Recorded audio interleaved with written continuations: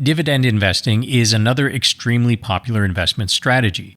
It entails holding the shares of companies that routinely pay dividends to shareholders. But why is this so popular? Let's break it down. When a company is profitable, it essentially has two things it can do with those profits. It can reinvest in itself through expanding operations, or, because shareholders are owners of the company, it can send part of those profits to the owners. When a company is just starting out, it may not yet be profitable. That's the main reason companies seek out financing. They need capital to get going. If the business shows some success, they will grow their operations and revenues. When those revenues outpace their expenses, they are turning a profit. But if a company's management is focused on continuing to grow and become more profitable, they will take those profits and reinvest back in the company to continue their growth.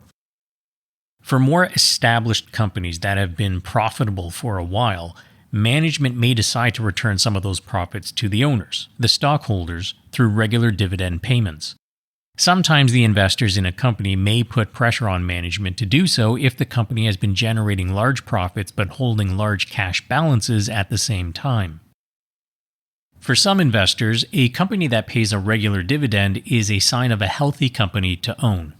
They are more mature and may be less volatile than smaller growth-oriented companies. Another reason that dividend-paying companies are popular is that the dividends may make the stock more attractive to investors in general if the share price goes down. Let's explain this with an example.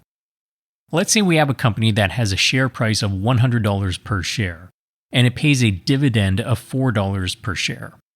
That represents a dividend yield of 4%. Calculated simply as the dividend per share divided by the share price. Now, let's say that we hit a bear market. Stock prices are down over 20% generally, and people are selling stocks out of fear and seeking safety for their money.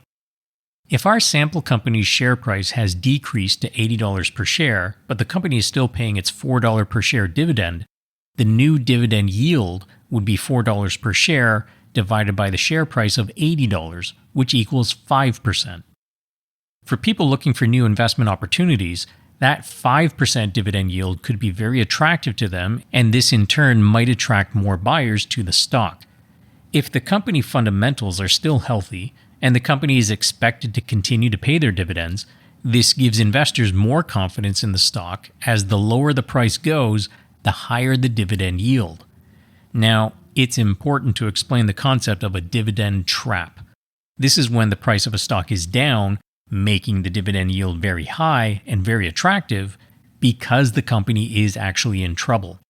If they can't continue to pay their dividend and they reduce it or cut it, investors may then abandon the stock, causing the price to collapse further. So it's important not to pick a stock simply because it has a high dividend yield.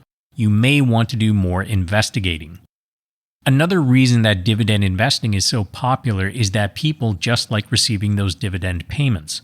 Some investors focus on building out their portfolios predominantly with dividend-paying stocks in the hopes of creating a large, regular stream of dividend payments in their account because they prefer receiving regular income.